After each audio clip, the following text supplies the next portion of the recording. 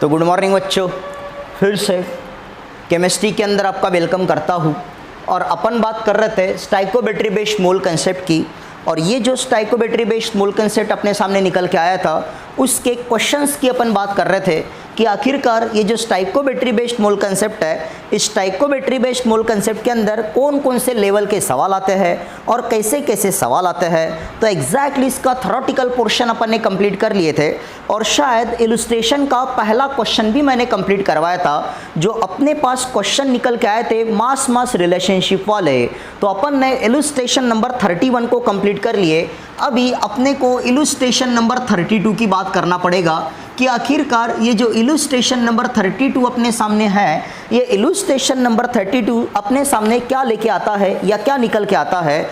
तो जब मैं इलस्ट्रेशन नंबर 32 की बात करता हूँ तो इलस्ट्रेशन नंबर 32 में लिखा है what amount of silver chloride. Question कुछ इस तरह से बोला है कि what amount of silver chloride, what amount of silver chloride. Silver chloride का मतलब AgCl होता है बच्चों। तो what amount of silver chloride is form by the action of, is formed by the action of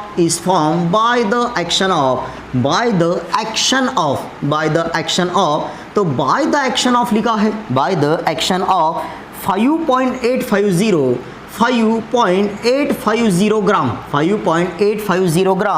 gram of sodium chloride, sodium chloride का मतलब NaCl होता है, सोडियम क्लोराइड का मतलब NaCl on the excess of silver nitrate, on the excess of silver nitrate, silver nitrate का मतलब होता है AgNO3, सिल्वर नाइट्रेट का मतलब AgNO3 होता है बच्चों। तो देखो इस तरह का क्वेश्चन अपने सामने आया, और क्वेश्चन को पढ़ने के बाद मेरे को ये पता चल रहा है कि ये जो NaCl है, इस NaCl का मास मेरे को दिया है, और मेरे को AgCl का मास निकालना है। मतलब इस क्वेश्चन के अंदर मेरे को मास दिया है और मास मेरे को कैलकुलेट करना है। तो ये क्वेश्चन आएगा बच्चों मास मास रिलेशनशिप के अंदर। ये जो क्वेश्चन है ये मास मास रिलेशनशिप के अंदर क्वेश्चन आएगा। लेकिन इस क्वेश्चन को सॉल्व करने के लिए या इस क्वेश्चन के अंदर स्टाइकोमेट्री यूज करने के लिए सबसे पहले मुझे एक सिंपल सा काम करना पड़ेगा, और वो सिंपल सा काम ये है कि सबसे पहले अपने को रिएक्शन बनानी पड़ेगी। तो जब मैं क्वेश्चन को पढ़ता हूं तो मेरे को ये पता चलता है कि NaCl का रिएक्शन AgNO3 के साथ हो रहा है। तो यहाँ पे एक रिएक्शन मैं बनाऊंगा जहाँ पे NaCl का रिएक्शन AgNO3 के साथ है, और जब NaCl का रिएक्शन AgNO3 के साथ होगा बच्चे तो यहाँ पे AgCl मिलेगा। ये क्वेश्चन के अंदर बोली रखा है कि AgCl बन रहा है, लेकिन AgCl कितना बन रहा है, AgCl कितना ग्राम बन रहा है अपने को ये कैलकुलेट करना है। तो AgCl तो बनेगा ही बनेगा, लेकिन AgCl के साथ साथ यहाँ पे NaNO3 भी बनेगा। AgCl तो बना, मतलब Ag और Cl बाहर निकल गया, AgCl बाहर निकल के गया, यहाँ पे Na बचा है और NO3 बचा है, तो Na के साथ NO3 जुड़ गया। अब इसकी अगर मैं स्टाइकोमेट्री लिखने लगा तो ये 1 है इसका कोएफिशिएंट, इसका भी कोएफिशिएंट 1 है बच्चों। AgCl का कोएफिशिएंट 1 और इसका भी कोएफिशिएंट 1 है, और रिएक्शन ऑलरेडी बैलेंस कंडीशन में है। तो एग्जैक्टली मेरे बच्चों यहाँ पे अपन ने स्टाइकोमेट्री लिख लिए। अभी अपने को अमाउंट ऑफ AgCl कैलकुलेट करना है। तो AgCl का अमाउंट कैलकुलेट करने के लिए अपन देखेंगे किसका अमाउंट दिया है वो देखा जाएगा। तो यहाँ पे बोला है 5.850 ऑफ NaCl, मतलब ये जो NaCl मेरे पास है, इस NaCl का वेट मेरे को दिया है, मास मेरे को दिया है। तो ऐसे क्वेश्चन सॉल्व करने के लिए जिसका मास मेरे को दिया हो, जिसका मास या वॉल्यूम मेरे को दिया होगा, उसके लिए मैं नंबर ऑफ मोल फाइंड करूंगा। तो एग्जैक्टली मुझे नंबर ऑफ मोल फाइंड करना पड़ेगा NaCl के लिए। तो मैं NaCl के नंबर ऑफ मोल फाइंड करूंगा। तो NaCl के लिए नंबर ऑफ मोल फाइंड करने का फार्मूला वही है गिवन मास, यहां पे मैं गिवन मास लिखूंगा और given mass divided by molar mass, given mass divided by molar mass अपन यहां पे लिखेंगे। तो मैं गिवन मास को डिवाइड करूंगा मोलार मास से। अब गिवन मास मेरे पास है ये 5.850 है, 5.850 है डिवाइडेड बाय, अब मुझे मोलार मास देखना पड़ेगा कितना है। तो NaCl का मोलार मास, ये जो NaCl अपने सामने निकल के आया, NaCl का मोलार मास अगर मैं कैलकुलेट करने लगा तो ये जो सोडियम मेरे पास है, यहां पे सोडियम मेरे सामने निकल के आया, सोडियम का एटॉमिक मास 23 है, क्लोरीन का एटॉमिक मास 35.5 है। कल चल के सिल्वर के एटॉमिक मास की भी गरज पड़ेगी, वो 107 है बच्चों। अभी से ध्यान में रखते हुए चलो कि सिल्वर का जो एटॉमिक मास है वो 107 है। तो यहाँ पे सोडियम का एटॉमिक मास 23 है प्लस क्लोरीन का जो एटॉमिक मास है वो 35.5 है, ये 35.5। और जब इसको मैं कैलकुलेट करता हूँ, जब इसको मैं कैलकुलेट करता हूँ तो कैलकुलेट करने के बाद ये आता है 58.5, ये 58.5 आया। तो ऊपर में 5.850 है और नीचे में 58.5 है। अब जब इसको मैं सॉल्व करता हूं तो इसका आंसर आता है बच्चों 0.1, इसका आंसर 0.1 आया। मतलब मेरे को नंबर ऑफ मोल पता चला NaCl का, मेरे को NaCl का नंबर ऑफ मोल पता चला। तो NaCl का जो नंबर ऑफ मोल अपने सामने निकल के आया वो 0.1 आया, वो 0.1 आया। अब एग्जैक्टली मेरे को स्टाइकोमेट्री पता है, मेरे को स्टाइकोमेट्री पता है कि एक NaCl के लिए एक AgCl बन रहा है, एक NaCl के लिए एक AgCl बन रहा। अब मान के चलो मेरे पास 0.1 NaCl है, मेरे पास 0.1 NaCl है, तो 0.1 NaCl के लिए कितना AgCl बनेगा। अब एक के लिए अगर एक बन रहा है तो 0.1 के लिए 0.1 ही बनेगा। मतलब ये जो AgCl है इसका नंबर ऑफ मोल मेरे को स्टाइकोमेट्री से पता चला, अपने को स्टाइकोमेट्री से पता चला कि एक मोल के लिए एक मोल है, एक मोल NaCl के लिए AgCl का भी एक मोल बन रहा है। तो 0.1 मोल NaCl के लिए, 0.1 मोल NaCl के लिए AgCl का भी एक ही मोल बनेगा बच्चों, यहां से अपने को पता चला। मतलब मेरे को नंबर ऑफ मोल पता चला AgCl का, AgCl का नंबर ऑफ मोल मेरे को पता चला। और AgCl का मुझे गिवन मास पता करना है, AgCl का मुझे गिवन मास पता करना है। तो यहां पर मैंने लिखा नंबर ऑफ मोल AgCl के, नंबर ऑफ मोल AgCl के। तो फार्मूला मेरे पास फिर से वही है, यहां पे लिखूंगा given mass divided by molar mass, given मास को मैं मोलार मास से डिवाइड करूंगा बच्चों। तो नंबर ऑफ मोल AgCl का मेरे पास है ये 0.1 है, ये 0.1 है। AgCl का गिवन मास मेरे को होना, मेरे को AgCl का गिवन मास कैलकुलेट करना है। तो मैं मानते हुए चल रहा हूं कि AgCl का गिवन मास x है, ऐसे कंसीडर करते हुए चलना पड़ेगा कि जिसका मास अपने को कैलकुलेट करना है उसको मैंने x कंसीडर किया, उसको अपन ने x कंसीडर किए। अब मेरे को मोलार मास लगेगा AgCl का, मेरे को AgCl का मोलार मास लगेगा। तो AgCl है, AgCl है तो 107 और यहाँ पे 35.5 है, तो यहाँ पे 107 प्लस 35.5 मैं करूँगा। तो 107 प्लस 35.5 तो ये हो जाता है बच्चे 143.5, ये 143.5 हो जाएगा। तो मोलार मास मेरे पास आ गया, मेरे पास मोलार मास आ गया।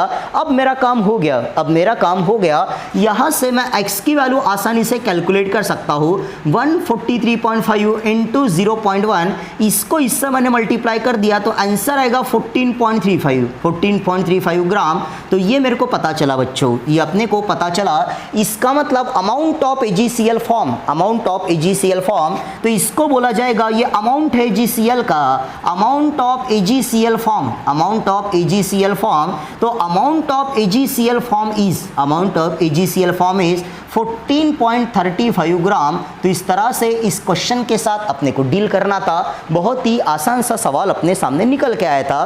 तो एग्जैक्टली ये जो क्वेश्चन अपन ने सॉल्व किए, इस क्वेश्चन के अंदर अपने को मास ही दिया था और मासच कैलकुलेट करना था। इसीलिए ये जो क्वेश्चन है ये टाइप नंबर 1 के अंदर आया था बच्चों, जहां पे मास का रिलेशन, मास के के साथ अपन ने देखे, इसीलिए इसको अपन ने मास मास रिलेशनशिप बोले थे।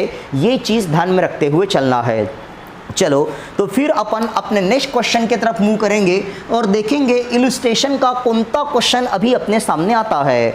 तो जब अपन इलस्ट्रेशन के तरफ बढ़ते हैं तो इलस्ट्रेशन नंबर 33 है अपने सामने। इलस्ट्रेशन नंबर 33 निकल के आएगा और ये जो इलस्ट्रेशन नंबर 33 निकल के आता है ये मास वॉल्यूम का रिलेशनशिप है। ये मास वॉल्यूम का रिलेशनशिप है। तो क्वेश्चन के अंदर एक तो मास दिया रहेगा और वॉल्यूम कैलकुलेट करना पड़ेगा, या क्वेश्चन के अंदर एक तो वॉल्यूम दिया रहेगा और मास कैलकुलेट करना पड़ेगा, ऐसा भी हो सकता है। तो देखते हैं क्वेश्चन क्या बोलता है। तो क्वेश्चन ये बोलता है at 100 degree Celsius complete combustion of 3 gram of ethane. मतलब क्वेश्चन के अंदर बोला है कंबशन, क्वेश्चन के अंदर अपने को कंबशन बोलता है, combustion of 3 gram of ethane, 3 gram of ethane. Ethane का कंबशन अपने को करना है। ये क्वेश्चन को देख के पता चल गया for the complete combustion of 3 gram of ethane the required volume of O2। अपने को रिक्वायर्ड वॉल्यूम कैलकुलेट करना है।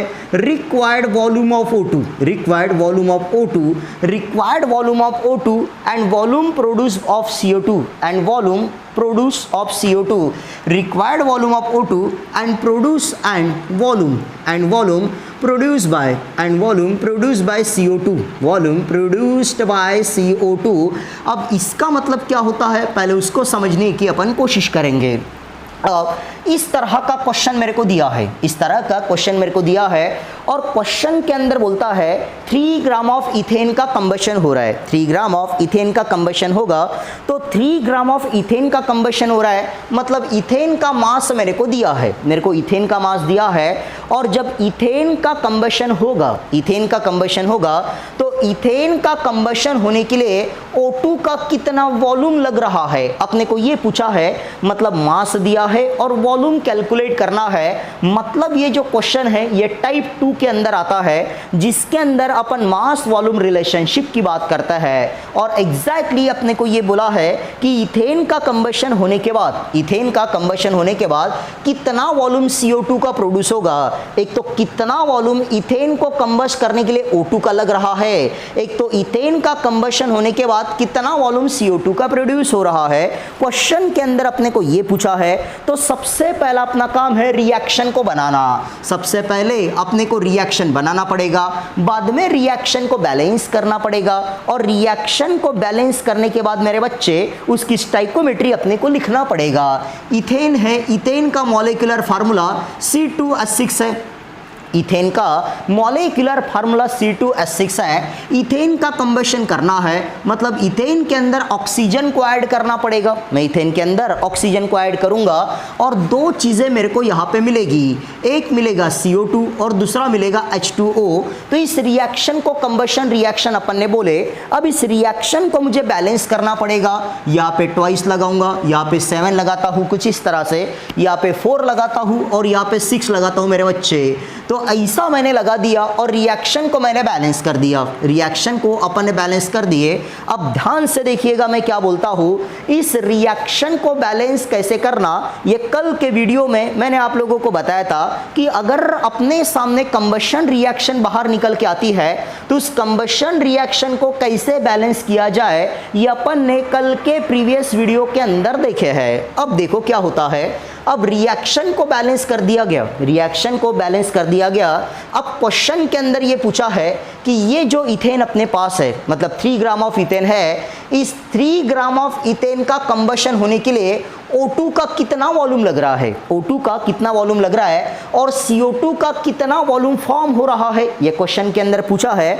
तो एग्जैक्टली अभी इसकी मैं स्टाइकोमेट्री लिखता हूँ, अभी इसकी मैं स्टाइकोमेट्री लिखूंगा।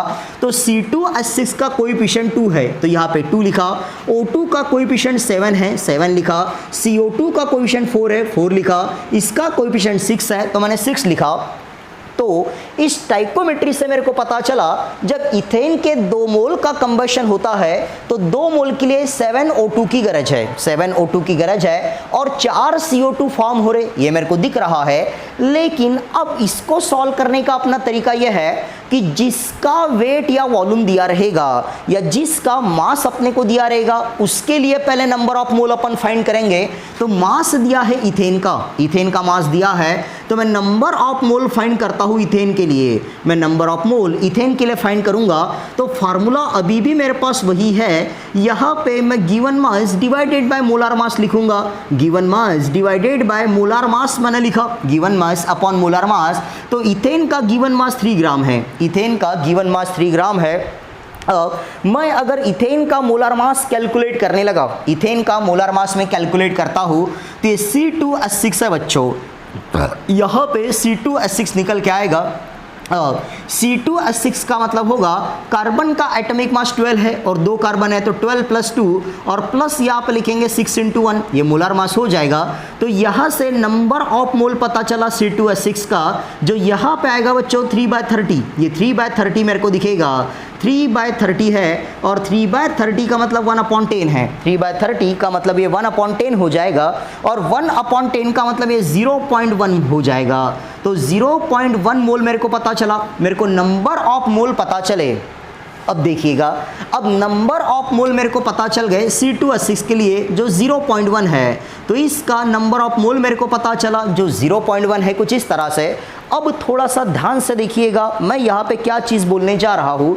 अब एग्जैक्टली बच्चों, अब मेरे को पता होना कि 2 मोल ऑफ C2H6 को कंबस्ट होने के लिए, 2 मोल्स ऑफ C2H6 का कंबशन होने के लिए 7 मोल ऑफ O2 की गरज है, 7 मोल ऑफ O2 की गरज है। तो फिर सवाल ये उठने लगा कि 0.1 मोल ऑफ C2H6 का कंबशन होने के लिए, 0.1 मोल ऑफ C2H6 का कंबशन होने के लिए कितने मोल ऑफ O2 की गरज है। अब 2 के लिए 7 की गरज है, 2 के लिए 7 की गरज है। तो यहाँ पे अगर O2 की मैं बात करने लगा, यहाँ पे मैं O2 की बात करने लगा तो 2 के लिए अगर 7 की गरज तो 0.1 के लिए कितने की गरज, तो ये हो जाएगा बच्चे 7/2 × 0.1, 7/2 × 0.1 हो जाएगा। ये हो जाएगा बच्चों नंबर ऑफ मोल O2 का, ये O2 का नंबर ऑफ मोल हो गया।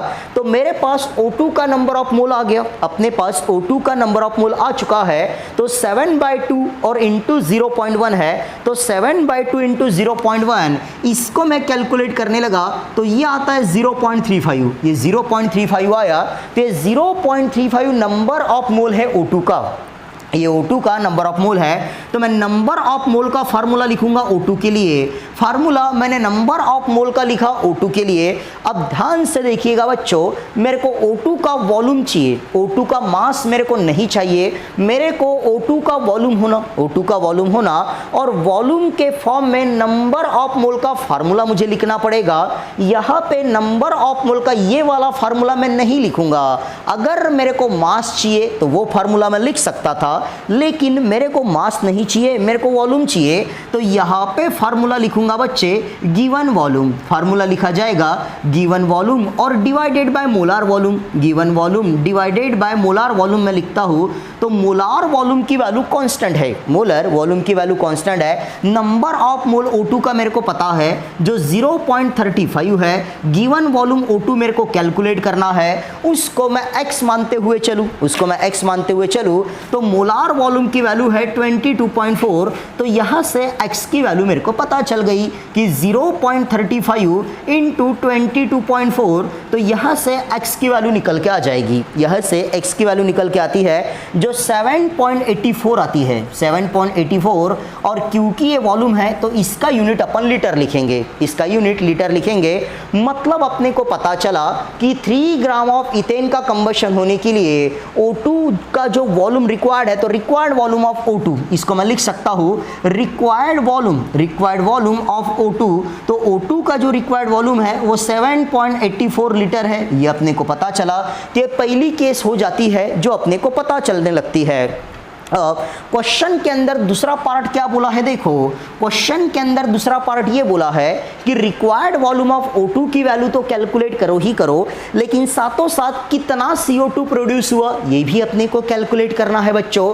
तो अब देखो 2 मोल ऑफ C2H6 के लिए 4 मोल CO2 के बन रहे, मतलब डबल हो रहा है। तो 0.1 के लिए कितने, तो ये 0.2 हो जाएंगे। 2 के लिए 4 है, 2 के लिए 4, तो 0.1 के लिए कितना, तो 2 का डबल 4 है, तो 0.1 का डबल, मतलब यहाँ पे CO2 का नंबर ऑफ मोल आएगा 0.2, CO2 का जो नंबर ऑफ मोल आएगा वो 0.2 हो जाएगा। तो यहाँ पे मैं नंबर ऑफ मोल लिखूंगा CO2 का फिर से, तो number of mole of CO2, मेरे को वॉल्यूम चाहिए, मेरे को अभी भी वॉल्यूम चाहिए, तो वॉल्यूम के फॉर्म में इसका फार्मूला मुझे लिखना पड़ेगा।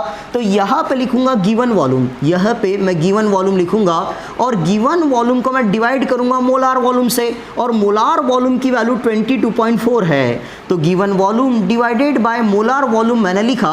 अब नंबर ऑफ मोल CO2 का मेरे पास है 0.2 है, गिवन वॉल्यूम की वैल्यू x है मान के चलो, जो कैलकुलेट करनी है। मोलार वॉल्यूम 22.4, मोलार वॉल्यूम 22.4 है, और जब इसको मैं कैलकुलेट करता हूँ तो यहाँ से आता है x is equal to 22.4 into 0.2, तो यहाँ से x की वैल्यू अपने सामने निकल के आती है जो 4.48 है, 4.48। तो ये है वॉल्यूम, इसलिए 4.48 लीटर में रहेगा, इसका यूनिट लीटर में रहेगा बच्चों। अब एग्जैक्टली अपने को वॉल्यूम प्रोड्यूस बाय CO2 पता चला, तो यहाँ पे अपन लिखेंगे वॉल्यूम प्रोड्यूस बाय CO2। तो volume produce bye CO2 during the combustion, ये अपने को पता चलता है, ये 4.48 लीटर आता है। तो इस क्वेश्चन को जब अच्छे से मैंने पढ़ा तो मेरे को ये पता चला कि क्वेश्चन के अंदर मेरे को मास दिया था, क्वेश्चन के अंदर मेरे को मास दिया था और मेरे को वॉल्यूम फाइंड करना था। इसीलिए इस क्वेश्चन के अंदर जो टाइप निकल के आता है उसको अपन ने बोले मास वॉल्यूम रिलेशनशिप बच्चों। तो यहाँ तक आप लोग कॉपी करके रखो, फिर अपन और इस टाइप के 1-2 क्वेश्चन सॉल्व करते हैं।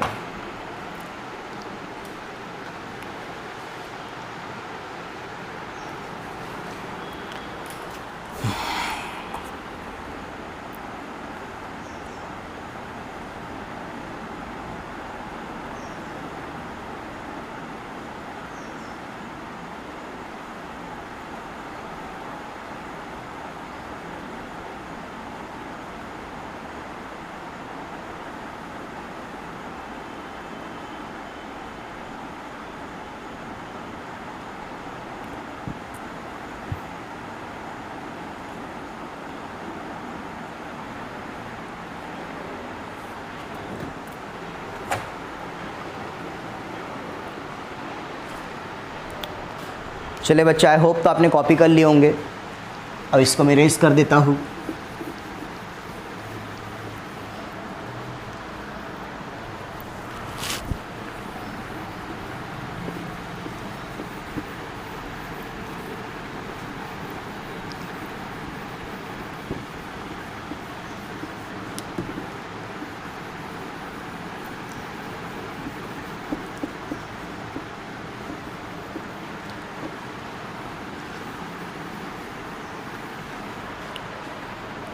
चलिए, तो फिर बच्चों अपन ने इलस्ट्रेशन नंबर 33 कर लिए।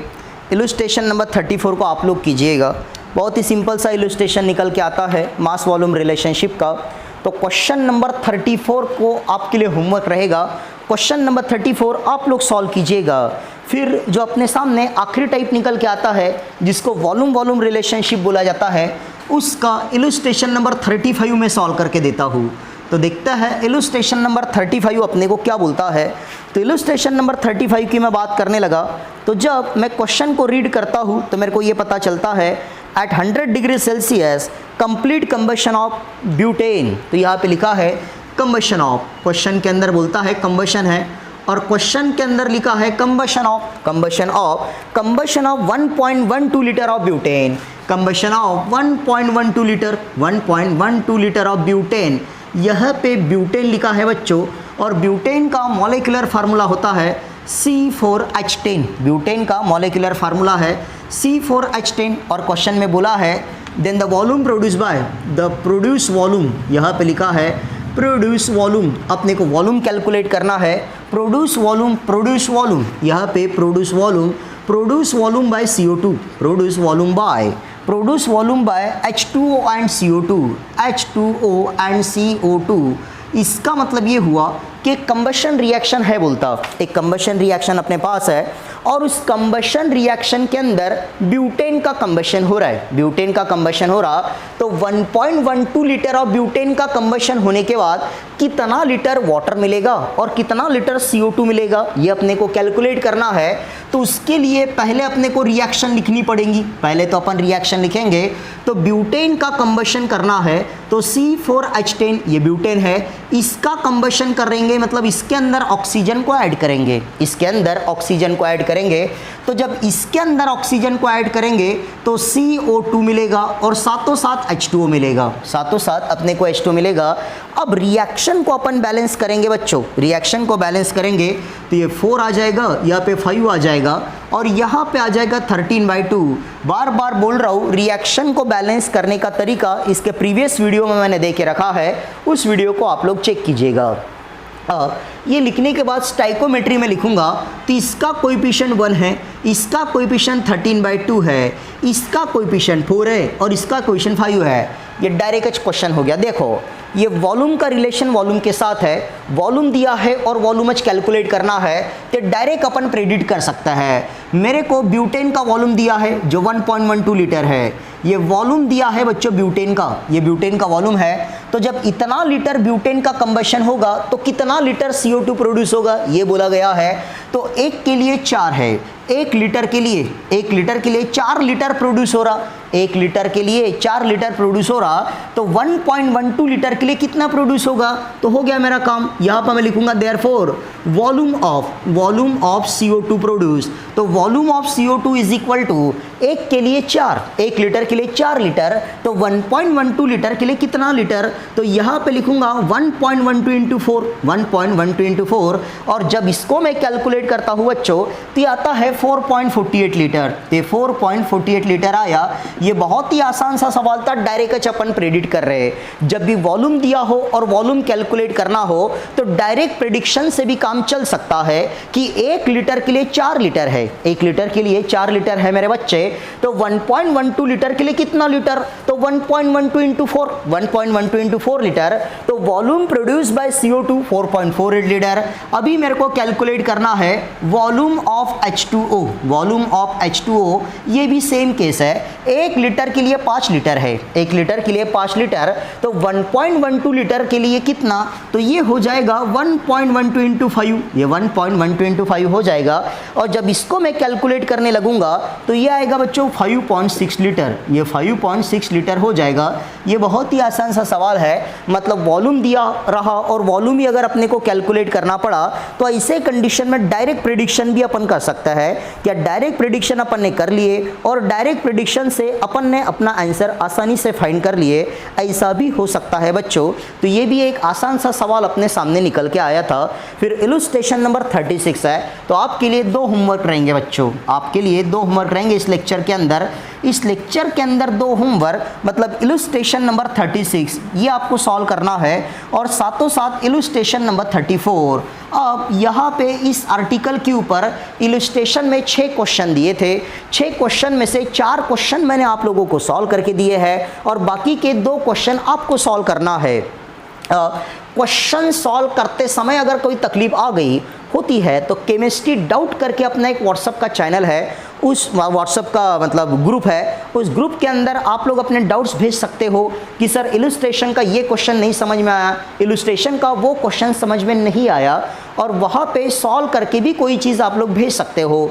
या फिर वैसा भी नहीं हो पाया तो कोई तकलीफ वाली बात नहीं है बच्चों। जब अपने लाइव क्लासेस चालू होंगे तो लाइव क्लासेस के अंदर अपन काफ़ी डिटेल में चैप्टर को फिर से पढ़ेंगे। तो आज जो आपके मन में डाउट क्रिएट हो रहे हैं वो लाइव क्लासेस के अंदर पूरे के पूरे सॉर्ट आउट हो जाएंगे बच्चों। हो सकता है ये आर्टिकल ना समझ में आए, वो आर्टिकल ना समझ में आए, तो सारे के सारे डाउट क्लियर होंगे, क्योंकि ये लाइव क्लास नहीं है। लाइव क्लास और ऑनलाइन क्लासेस में बहुत ज़मीन आसमान का फ़र्क होता है। ऑनलाइन क्लासेस के कुछ लिमिटेशंस है, क्योंकि मेरे सामने यहाँ पे बच्चे नहीं बैठे हैं तो मैं बच्चों को देख के नहीं बता सकता कि किसको तकलीफ हो रही है, मतलब किसको आर्टिकल समझ में नहीं आ रहा, किसको आर्टिकल समझ में आ रहा है। तो जब अपने लाइव क्लास चालू होंगे तो सारी चीज़ें कवर अप हो जाएंगी और सारी की सारी चीज़ें अच्छे से और आपको समझ में आएगी। चलो बच्चों, तो ये अपना वीडियो यहीं पे था। फिर अपन इस चैप्टर के आखिरी पोर्शन के तरफ मतलब सेकंड लास्ट पोर्शन की तरफ मूव करेंगे और वो आएगा लॉज ऑफ केमिकल कॉम्बिनेशन। अपन लॉज ऑफ केमिकल कॉम्बिनेशन पढ़ेंगे और लॉज ऑफ केमिकल कॉम्बिनेशन के अंदर कौन कौन सी चीज़ें निकल के आती है वो अपन नेक्स्ट वीडियो में पढ़ेंगे। तब तक के लिए थैंक यू।